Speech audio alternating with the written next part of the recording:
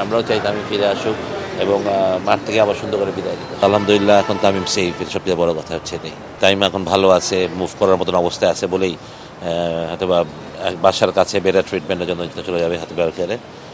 আলহামদুলিল্লাহ অনেক ভালো রিকভার করছে তামিম, যেটা খুবই আনএক্সপেক্টেড ছিল কালকে যখন এরকম একটা সিচুয়েশন হয়েছিল। বাট মহান আল্লাহ তাআলার কাছে অসীম রহমত যে উনি এভাবে ওনাকে ফিরে নিয়ে আসছে তামিমকে। এবং এখানকার হাসপাতালের কথা বলতে হবে, ডাক্তারদের কথা বলতে হবে, ওনাদের অক্লান্ত পরিশ্রম ছিল, চেষ্টা ছিল। তো আলহামদুলিল্লাহ এখন তামিম সেফ, এর সবচেয়ে বড় কথা হচ্ছে এটাই।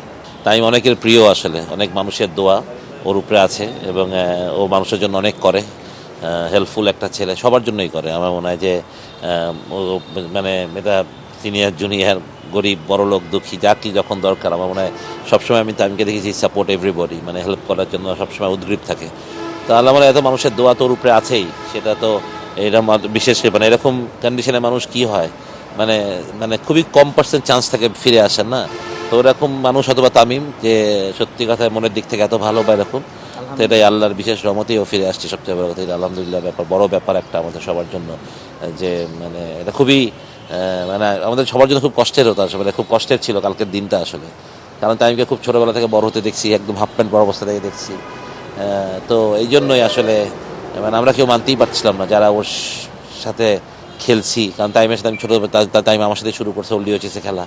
তো যখন প্লেয়ার ছিলাম বা ওর থেকে আজকে ন্যাশনাল টিমের ক্যাপ্টেন হলো, আমি বাংলাদেশ টিমের কোচ ছিলাম। তো যেটাই হোক মানে সব মিলে একটা অনেক বড় একটা লম্বা সময়, মানে আকরাম ভাইয়ের ফ্যামিলির সাথে আমাদের রিলেশনটা অন্যরকম আসলে, বিশেষ করে আমার রিলেশনটা অন্যরকম। মানে ওর বাবাও, আমি দেখছি ওর বাবা ওরকম খুব আদর করতো ছোটোবেলা আমাদেরকে। তো যার ফলে মানে সত্যি কথা টাইমের মানে এরকম একটা খবর শুনে আসলে আমরা সবাই খুব উদ্গ্রীব ছিলাম। আমি শুধু না, সারা বাংলাদেশের মানুষই মনে হয় যেভাবে রেসপন্স করছে তামিমের এই অসুস্থতা, সেটা বোঝা যায় যে তামিম কতটা প্রিয় এই দেশের আসলে। বাছাই করা আলু আর স্পাইসি সিজনিং এ প্রাণ পোটাটা চিপস নাকি বিস্কিট খেয়ে বোঝে নাও।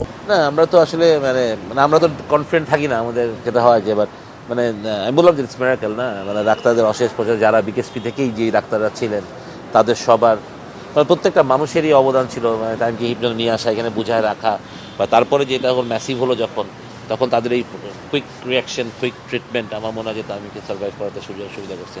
তো এই ডিসিশনগুলো ইম্পর্টেন্ট ছিল, সুতরাং এরকম জায়গায় ডাক্তারদের তো অবশ্যই বলতে হবে যে বিদ্যান ম্যাসিভলি, মানে আমরা এখন আত্মবিশ্বাস হতেই পারি আমাদের হাসপাতালগুলোর উপরে যে আমাদের ডাক্তার আসলেও অনেক ভালো, যে আমাদের বিশ্বাসটা থাকাটা খুব জরুরি আসলে। খেলার মাঠে অবশ্যই যদি ও খেলতে চায় আবার ফিরে আসবে, কারণ প্রিমিয়ার লিগ তো এর মধ্যে শেষ হয়ে যাবে, ও খেলতে পারবে না। নেক্সট ইয়ার প্রিমিয়ার লিগ খেলে কিনা, যেহেতু এখনও বিপিএল আর প্রিমিয়ার লিগই খেলবে। তো আশা করি যে ফিরে আসবে আবার মাঠে, ইনশাল্লাহ আমাদের সবার দোয়া থাকবে যত তাড়াতাড়ি ফিরে সুস্থ। আগে সুস্থতা আমরা কামনা, পূর্ণ সুস্থতা আসুক, তারপর তো খেলা যখন ওই বিচার মানে জাজমেন্ট করবে যে খেলা উচিত হবে না উচিত হবে না।